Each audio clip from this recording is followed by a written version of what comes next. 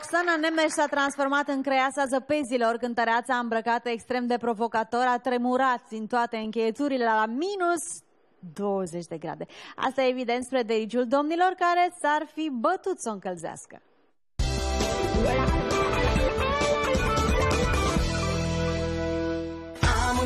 Dar n-am să ți-o spun. Nu mai e soare, sunt singur pe drum. Roxana Nemes și-a târdăit de frig la minus 20 de grade. Ce aveți cu mine, oamenilor? Îmbrăcată într-un body plin de pietre, dar care îi lăsa posteriorul obraznic la vedere, Roxana s-a pus repede pe treabă. Doar se va încălzi și ea puțin.